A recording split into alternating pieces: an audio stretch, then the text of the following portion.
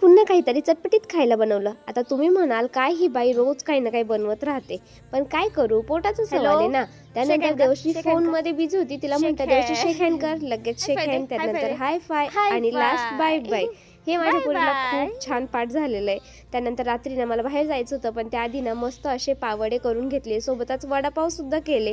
आणि मला ना घरी बनवलेले पावडे खरंच खूप आवडतं, म्हणजे मला काय घरात सगळ्यांना पण खूप आवडतं. करून आणण्यापेक्षा ना आम्ही हे घरीच बनवतो आणि खरंच खूप छान लागतं, म्हणजे एकदम टेस्टी बनतात. तर त्यानंतर ना मस्त आवरून वगैरे मी निघाले होते माझ्या मावशीकडे, कारण मला तिच्याकडे जायचं होतं तिला भेटण्यासाठी. त्याआधी मस्त पाणीपुरी खाऊन घेतली, आमच्या छोटू बेबीसाठी थोडीशी शॉपिंग केली, सोबत देवश्रीला सुद्धा एक स्वेटशर्ट घ्यायचं होतं ते घेतलं. आणि त्यानंतर गेलो देवश्रीच्या मामाच्या घरी, म्हणजे माझ्या मावशीच्या घरी. तिथे गेले देवश्री तिच्या प्रतीक मामाकडे आणि मी माझ्या मावशांसोबत गप्पा मारण्यात फुल बिझी. त्यानंतर आम्ही मस्त असं जेवण केलं आणि जावयाची खातिरदारी बघताय, म्हणजे जावई एक साईडला जेवतोय आणि दुसऱ्या साईडला ना सासूबाई मस्त गरमागरम म्हणजे तळायचं काम सुरू होतं. आणि मी जर काही बोलायला गेलं ना की एकच उत्तर राहतं यांच्यावालं, तुझ्यासारखं वादळ ते त्यांच्या घरात शांत ठेवता, यासाठी जावयाचं मानपान करणं गरजेचे. आता यावरती कोण कोण रिलेट करेल ना त्यांनी मला प्लीज खाली कमेंटमध्ये सांगा. त्यानंतर आम्ही सुद्धा जेवण केलं आणि मस्त संपला आजचा दिवस. तर चला आपण भेटूयात अशा छानशा व्लॉगमध्ये.